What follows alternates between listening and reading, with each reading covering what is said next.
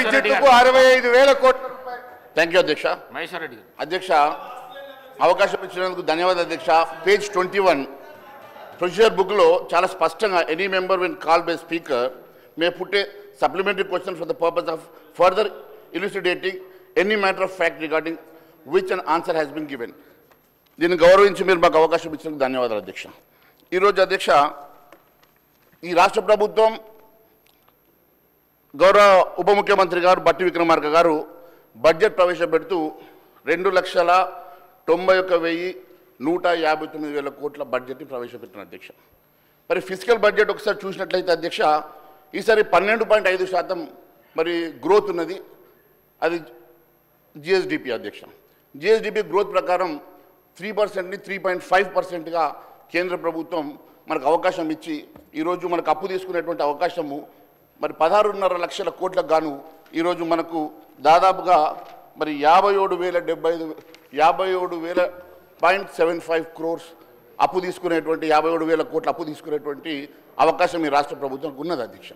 కానీ రాష్ట్ర ప్రభుత్వం ఈరోజు 1,27,000 కోట్లు అప్పు చేసి మరి ఏ రకంగా ఎఫ్ఆర్బిఎం పరిధిని దాటి తీసుకుంటా ఉన్నది, గ్యారంటీస్తో పాటు కానీ నాన్ గ్యారంటీస్ కానీ లేకుంటే ఏ విధమైనటువంటి అప్పైనా కానీ ఈరోజు ముఖ్యంగా మీరు చూసినట్లయితే అధ్యక్ష, మరి మొన్ననే మనం పేపర్లో చూసాం అధ్యక్ష, ఈరోజు ఈ రాష్ట్ర ప్రభుత్వంకి దాదాపు ఎకరం రాయదుర్గంలో ఉన్నటువంటి భూమి ఎకరం 50 కోట్ల రూపాయలు విలువ చేసే భూమి అధ్యక్ష, దాదాపు 400 ఎకరాల భూమి ప్రైవేట్ ఫైనాన్స్ సంస్థలకు తాకట్టు పెట్టుకోవాలని బహిరంగ మార్కెట్లో 20,000 కోట్ల విలువైనటువంటి భూముల్ని ఈరోజు తాకట్టు పెట్టి మర్చెంటైల్ బ్యాంక్ ఎంపిక చేసి దానికోసం టీజీఐఐసి వాళ్ళు ఒక ప్రత్యేకమైనటువంటి ఒక అడ్వర్టైజ్మెంట్ ఇచ్చి దానికి వాళ్ళను ఐడెంటిఫై చేసి మరి బ్యాంకర్స్ ఐడెంటిఫై చేసి వారికి 2-3% కమిషన్ ఇచ్చి మరి అప్పులు తీసుకునేటువంటి దుస్థితి రావడానికి బాధగా ఉంది అధ్యక్ష.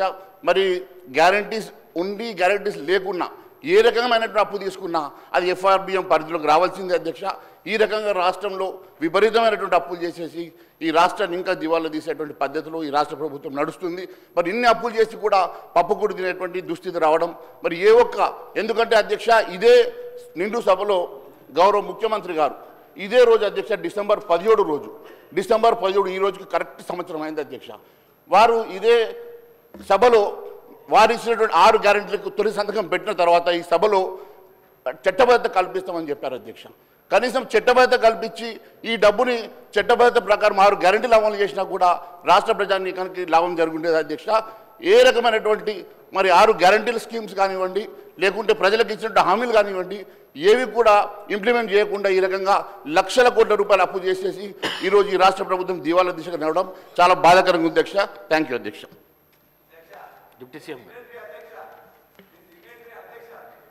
అధ్యక్ష, మహేశ్వర్ రెడ్డి గారు చెప్పినట్టుగా మేమెవరూ కూడా ఎఫ్ఆర్బిఎం లిమిట్ దాటి ఎక్కడ అప్పు చేయడానికి ప్రయత్నం చేయట్లేదు అధ్యక్ష. చేయం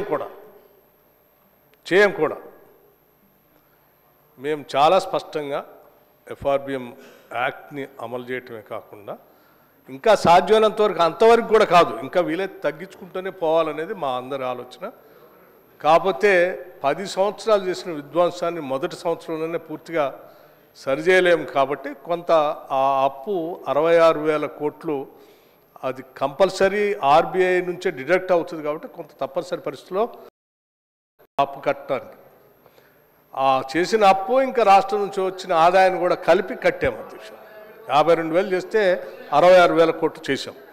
ఇక మీరు చెప్పినటువంటి ఏదో బ్యాంక్ గ్యారంటీ ఇచ్చి ల్యాండ్ తనఖా పెట్టి తీసుకుంటున్నారని మేము ఈ ప్రభుత్వం రాష్ట్ర ప్రజల ఆస్తుల్ని రాష్ట్ర ప్రజలకే ఉంచాలనేటువంటి ఆలోచనతోనే దాని ఆ ఐఐసి ఇన్ఫ్రాస్ట్రక్చర్ డెవలప్మెంట్ కోసం వాళ్ళు లోన్ తీసుకొని చేస్తూ ఉన్నారు అధ్యక్ష. మేము వాళ్ళలాగా ఏది రాష్ట్రానికి ఆస్తి తయారు చేస్తే ఔటర్ రింగ్ రోడ్డు 30 సంవత్సరాలకు అమ్మేసుకున్నారు వాళ్ళు. ఒక పెద్ద ఆస్తి ఆనాటి కాంగ్రెస్ ప్రభుత్వం లీజ్కి ఇచ్చేసి అధ్యక్ష ఎట్లా ఉంటుందంటే లీజ్కి ఇచ్చేసి 30 సంవత్సరాలు ఎవరికో లీజ్కి ఇచ్చేసి 30 సంవత్సరాలు వచ్చే పన్నులు మీరు వసూలు చేసుకోండి, ఆ డబ్బంతా మాకు గట్టేసి వెళ్ళిపోండి అని అన్నారు అధ్యక్ష. మేము అట్లా చేయదలుచుకోలేదు. మేము జాగ్రత్తగానే ఉంటాం అధ్యక్ష. రాష్ట్ర ప్రయోజనాలని ఆర్థిక ప్రయోజనాలను కాపాడుతాం అధ్యక్ష.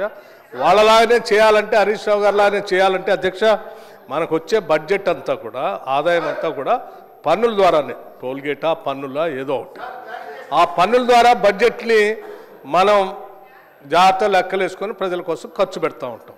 వారు 30 సంవత్సరాలకి ఆ టోల్గేట్ని లీజుకి ఇచ్చేసి 30 సంవత్సరాలకు వచ్చే డబ్బులు తీసుకున్నారు. ఒకవేళ ఈ ప్రభుత్వం మేము కూడా రాబోయే 30 సంవత్సరాలకి కమర్షియల్ ట్యాక్స్ ద్వారా, ఎక్సైజ్ ద్వారా, మిగతా జిఎస్టీ ద్వారా వచ్చే ఆదాయం అంతా ఏ అదాని లాంటి వాళ్ళనో అంబానీ లాంటి వాళ్ళని పిలిచి 30 సంవత్సరాలకు వచ్చే టోల్ అంతా మీరు వసూలు చేసుకోండి, మాకు ఈ సంవత్సరం 30 సంవత్సరాలు మాకు ఇచ్చేసేయండి, ఆ 30 సంవత్సరాలు మాకు ఇప్పుడే ఇచ్చేసేయండి అని మేము చేస్తే రాబోయే ప్రభుత్వాలు ఎట్లా చేస్తాయి అధ్యక్ష, ఎట్లా పాలన చేస్తాయి? అసలు అది అర్థవంతమైందేనా, ఆలోచన ఉన్నదేనా అధ్యక్ష? ఎవరైనా ప్రజాప్రభుత్వం ప్రజలకు బాధ్యత కలిగినటువంటి వాళ్ళు చేసే పనేనా అధ్యక్ష? అది ఇంత చేసిన ఆ రకంగా మేము చేయదలుచుకోలేదు, చేయం కూడా అధ్యక్ష. గౌరవ సభ్యులకు అందరికీ విజ్ఞప్తి, ప్రశ్నోత్తరాల టైము గంట సేపులో 2 క్వశ్చన్స్ అయినాయి. మిగతా వారికి మనం